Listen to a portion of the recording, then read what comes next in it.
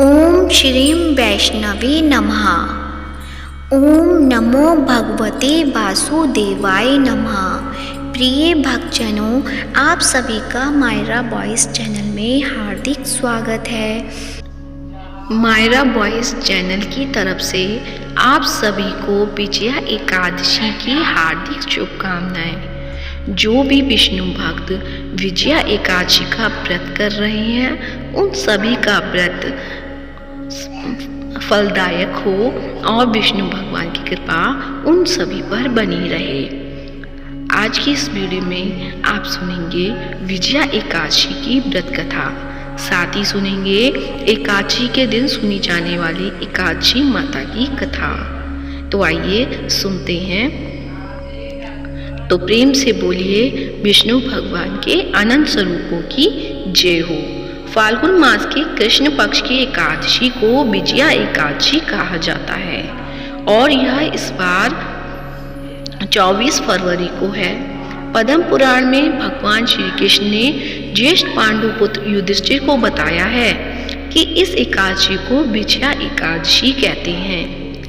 अपने नाम के अनुसार यह बहुत ही कल्याणकारी और विजय दिलाने वाली एकादशी है। इस एकादशी की महत्ता को संसार तक पहुंचाने के लिए स्वयं भगवान राम ने भी इस एकादशी का व्रत पूजन किया था। इसके बाद से विजय और मोक्ष के लिए संसारी लोग इस एकादशी का व्रत करने लगे। भगवान श्री कृष्ण ने कहा है, लंका विजय के लिए जब भगवान राम सागर तट पर वानर सेना के साथ पहुंचे, तब उनके सामने सबसे बड़ी चिंता यह थी कि वह सेना सहित सागर पार कैसे करेंगे। ऐसे में लक्ष्मण जी ने भगवान राम को संबोधित करते हुए कहा कि हे प्रभु, आप सबको जानते हुए भी जो यह मानवीय लीला कर रहे हैं, उस कारण से आप इस छोटी समस्या को लेकर चिंतित हैं। आपकी चिंता को दूर करने के लिए आपसे निवेदन करता हूँ कि आप यहाँ पास में ही निवास करने वाले ऋषि बगदालभ्य से मिलें। ऋषि यहाँ से आगे का मार्ग सुझा सकते हैं। लक्ष्मण जी के अनुनयपूर्ण वचनों को सुनकर भगवान राम बगदालभ्य ऋषि के पास गए। ऋषि को सारी परेशानी बताई और कोई मार्ग सुझाने के लिए कहा। ऋषि ने बताया कि आप सेना सहित फाल्गुन मास की कृष्ण पक्ष एकादशी को सेना सहित भगवान नारायण की पूजा करें। यह विजय नाम की एकादशी ही आपको आगे ले जाने का मार्ग बताएगी। एक कलश पर पल्लव रखकर भगवान नारायण की प्रतिमा स्थापित करके इनकी पूजा करें। रात्रि में जागरण करते हुए भगवान का नाम स्मरण और कीर्तन भजन करें। अगले दिन सुबह भगवान की पूजा करके ब्राह्मण को दान दक्षिणा दें। इस व्रत से प्रतिष्ठा, विजया, संकट से मुक्ति और मोक्ष की प्राप्ति होती है। जो इस एकादशी व्रत की कथा को सुनता और पढ़ता है, उसे वाजपेयी नामक उत्तम यज्ञ का पुण्य प्राप्त होता है। तो ये थी विजया एकादशी की व्रत कथा। तो प्रेम से बोलिए श्री हरि के अनंत स्वरूपों की जय हो। नारायण भगवान की जय हो। अब सुनते हैं एकादशी माता की कथा। तो प्रेम से बोलिए माता एकादशी की जय हो। विष्णु भगवान के अनंत स्वरूपों की जय हो। एक बार एक राज्य में एक राजा रहा करता था। राजा बहुत ही बुद्धिमान और बलशाली था। राजा सदैव अपनी प्रजा का बहुत अच्छे से ध्यान रखता था। प्रजा भी अपने राजा को बहुत पसंद करती थी।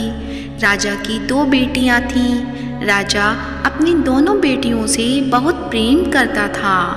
राजा की छोटी बेटी देखने में बहुत सुंदर और आकर्षक थी और राजा की बड़ी बेटी छोटी बेटी के मुकाबले थोड़ा कम सुंदर थी। राजा की छोटी बेटी ग्यारस माता की पूजा किया करती थी और सभी लोग राजा की छोटी बेटी से बहुत प्रेम करते थे और बहुत प्रशंसा भी किया करते थे। राजा भी अपनी छोटी बेटी को बड़ी बेटी से अधिक प्रेम करता था। जिस कारण राजा की बड़ी बेटी को अपनी छोटी बहन से बहुत नफरत होने लगी थी। राजा की दोनों बेटियां जब बड़ी हो गईं, तब एक पड़ोस राज्य में रहने वाला राजकुमार राजा की बड़ी बेटी के लिए रिश्ता लेकर आया। लेकिन जैसे ही उस राजकुमार की नज़र राजा की छोटी बेटी पर पड़ी, तो वह राजकुमार राजा की छोटी बेटी पर आकर्षण हो गया और उससे पहली नज़र में प्रेम कर बैठा। उस राजकुमार ने राजा की बड़ी बेटी के साथ विवाह करने से मना कर दिया और उसने राजा से कहा कि मैं आपकी छोटी बेटी से विवाह करना चाहता हूँ।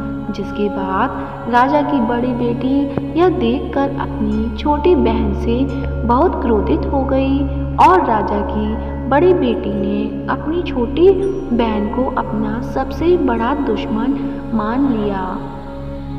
राजा की बड़ी बेटी ने अपनी छोटी बहन से बदला लेने का निर्णय किया, जिसके लिए उसने अपनी छोटी बहन को जान से मारने का निर्णय किया। राजा की बड़ी बेटी ने अपनी छोटी बहन को मारने के लिए सबसे पहले एक लड्डू में जहर मिलाकर अपनी छोटी बहन को दे दिया और उसको लड्डू खाने को कहा। लेकिन लड्डू खाने के बाद भी छोटी बहन को कुछ नहीं हुआ। बड़ी बहन यह देखकर बहुत आश्चर्यचकित हो गई, लेकिन बड़ी बहन ने हार नहीं मानी और उसने जब रात में छोटी बहन अपने कमरे में सो रही थी, तब एक मटके में सांप रखकर उसे मारने के लिए छोड़ दिया। लेकिन सांप भी छोटी बहन का कुछ नहीं कर पाया। जिसके बाद बड़ी बहन ने अपनी छोटी बहन से कहा कि चलो हम लोग कुएं से पानी भरकर लाते हैं। जिसके लिए वह अपनी छोटी बहन को पानी भरने के बहाने कुएं के पास ले गई और उसने अपनी छोटी बहन को कुएं में धक्का दे दिया। लेकिन छोटी बहन को तब भी कुछ नहीं हुआ, क्योंकि हर बार ग्यारस माता उसकी रक्षा कर रही थी और उधर बड़ी बहन अपने सारे प्रयासों के बाद असफल हो रही थी, जिससे वह बहुत क्रोधित होती जा रही थी। फिर उसने अपनी छोटी बहन के पास जाकर उससे खुद ही पूछ लिया कि मेरी छोटी बहन, तुमको पता है भगवान ने सबकी मृत्यु एक निश्चित समय पर लिखी हुई है और कैसे तुम्हारी मृत्यु होगी, क्या यह तुम जानती हो?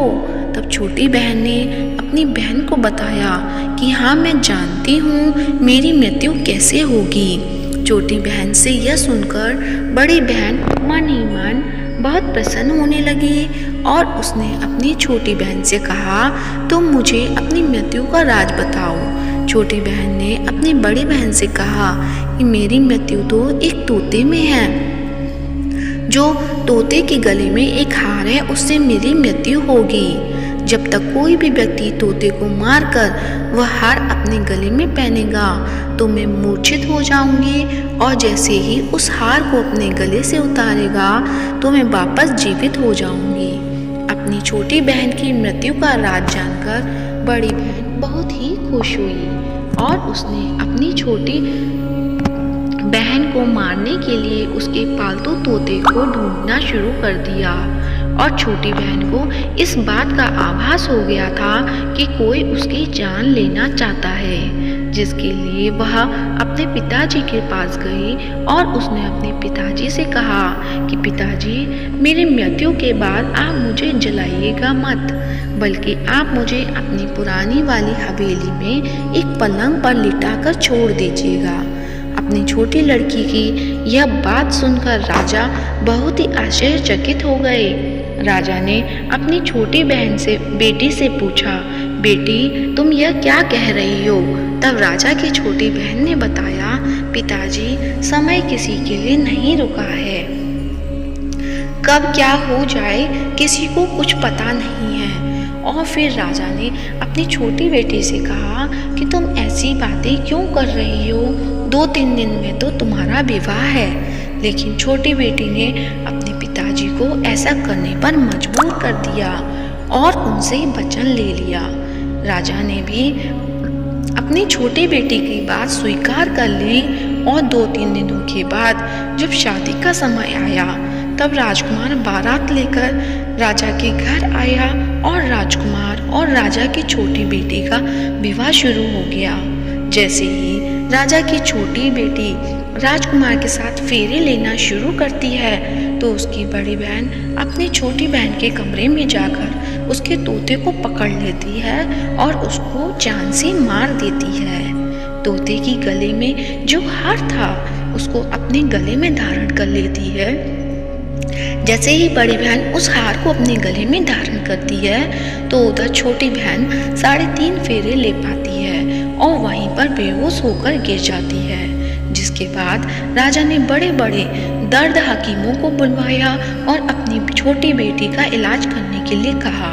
राजा की बात सुनकर वैद्य ने छोटी बेटी को जब चेक किया तो राजा ने को बताया कि छोटी बेटी ना तो जीवित है और ना ही मरी हुई है। यह मैं ऐसा पहली बार देख रहा हूँ। राजा ने वैद्य और हकीम को यह बात बाहर बताने से मना कर दिया और उनको कहा कि अगर तुमने यह बात किसी को बताई तो हम तुम्हें फांसी दे देंगे। राजा ने अपनी छोटी बेटी को पुराने महल में ले जाकर पलंग पर लिटा दिया और वहां पर कुछ सैनिकों को तैनात कर दिया।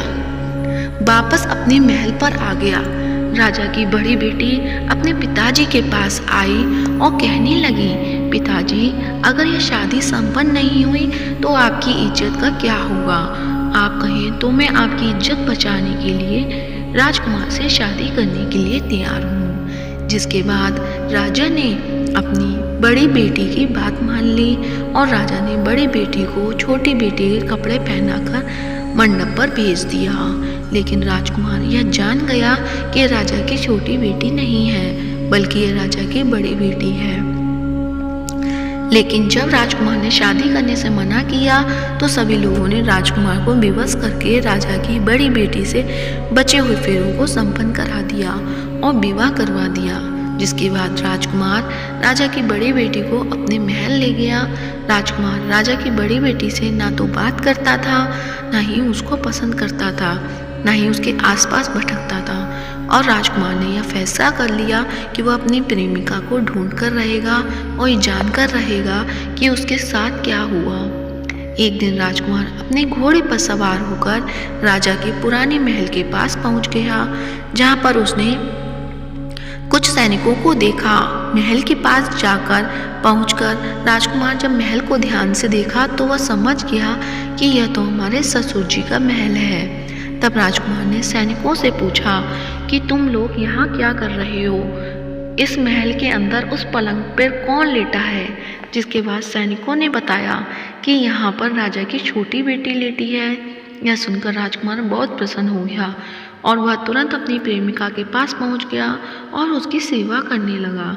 जैसे ही रात हुई तो राजा की छोटी बेटी उठकर खड़ी हो गई। राजकुमार यह देखकर बहुत खुश हो गया और उसने अपनी प्रेमिका से पूछा कि तुम यहाँ क्या कर रही हो? तुम मेरे साथ मेरे घर चलो। राजा की छोटी बेटी ने राजकुमार को सारी बातें बता दी कि मेरी जान एक तोते में बसी थी और मैंने यह बात सिर्फ अपनी बड़ी बहन को बताई थी और मुझे पता है कि उसने ही मुझे मारने का प्रयास किया है।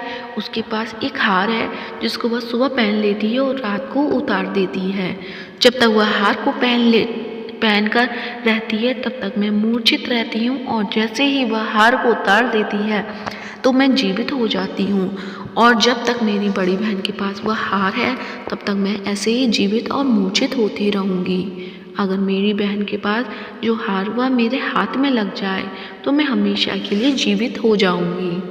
राजकुमार की यह बात सुनकर राजा की छोटी बेटी के पास रहने का निर्णय ले लिया और उसने अपने बचे हुए सारे फेरे उस पलंग की लेटी राजकुमारी की छोटी बेटी के साथ ले लिए और अपना विवाह पूर्ण कर लिया और वहीं पर ही रहने लगा। देखते ही देखते कुछ समय में राजा की छोटी बेटी और राजकुमार की पत्नी पेट से हो गई। एक दिन राजकुमार को किसी काम से बाहर जाना पड़ा। तब छोटी बहन के पेट में बहुत तेज दर्द होने लगा। जिसके बाद ग्यारस माता का आह्वान किया, जिसके बाद वहाँ पर ग्यारस माता प्रकट हुई और उन्होंने अपने भक्त के दर्द को दूर किया और एक पुत्र की प्राप्ति करवाई। और वहीं पर अचानक से राजकुमार भी आ गया। राजकुमार ने ग्यारस माता को देखा तो वह आश्चर्यचकित हो गया और उसने तुरंत माता को प्रणाम किया।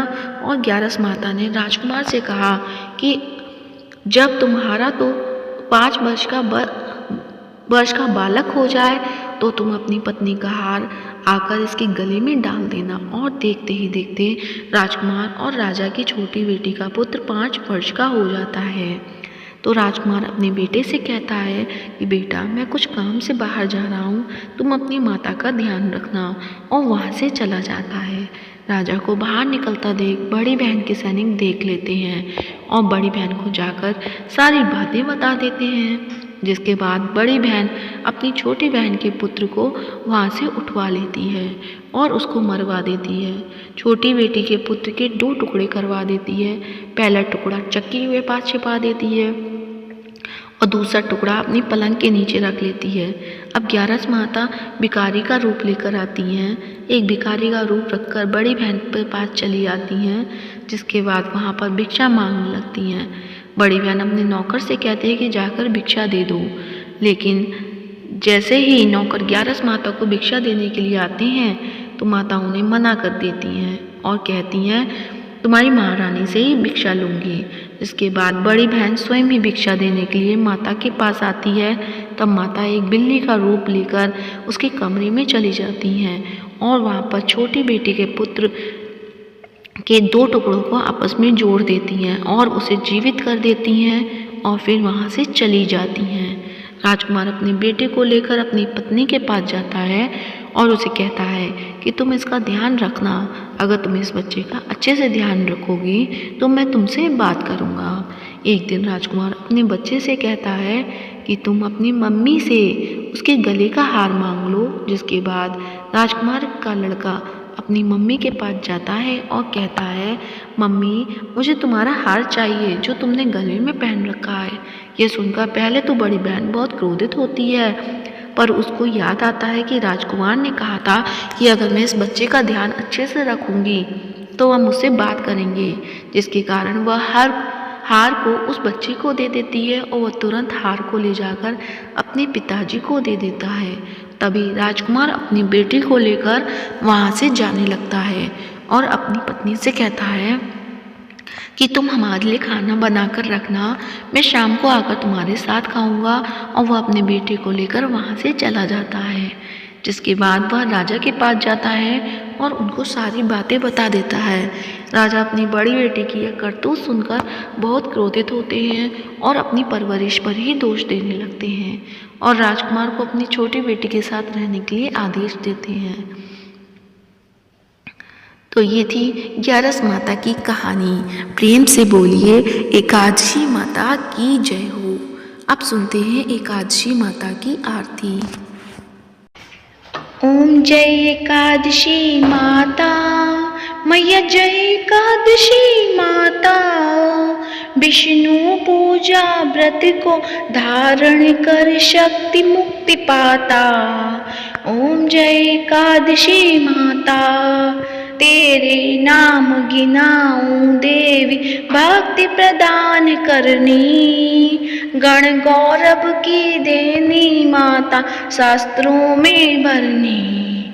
ओम जय एकादशी माता, मार्गशीर्ष के कृष्ण पक्ष की उत्पन्ना विश्वतारिणी जन्मी। शुक्ल पक्ष में हुई मोक्षता मुक्ति दाता बन गई।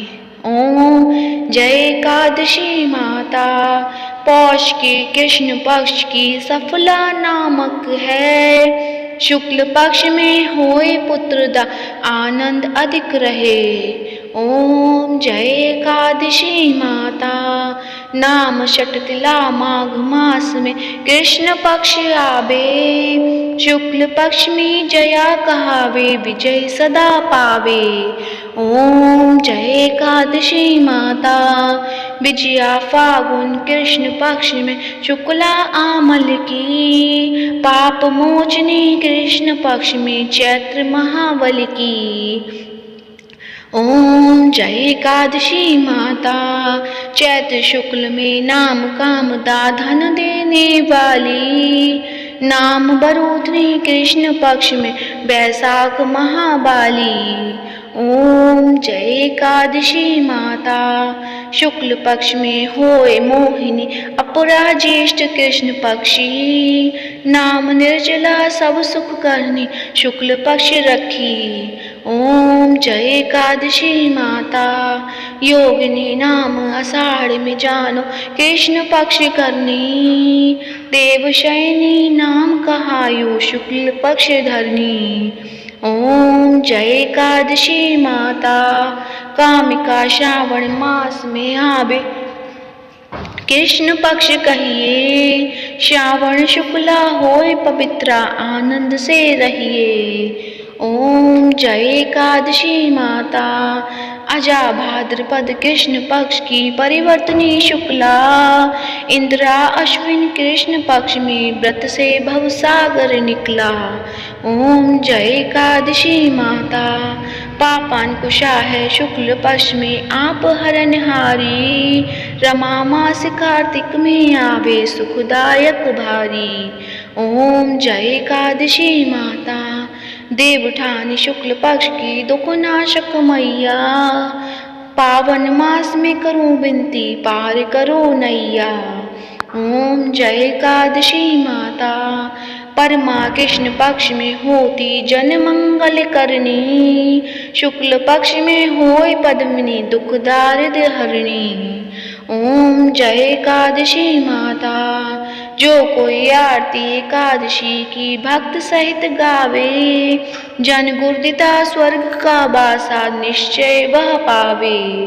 ओम जय एकादशी माता। तो प्रेम से बोलिए एकादशी माता की जय हो। लक्ष्मीपति नारायण भगवान के अनंत स्वरूपों की जय हो। प्रिय भक्तजनों, यदि आज की वीडियो अच्छी लगी है तो वीडियो को लाइक करें, शेयर करें और कमेंट बॉक्स में एकादशी माता की जय हो या विष्णु भगवान के अनंत स्वरूपों की जय अवश्य लिखें। और साथ ही मायरा वॉइस चैनल को सब्सक्राइब करें। जय श्री हरि।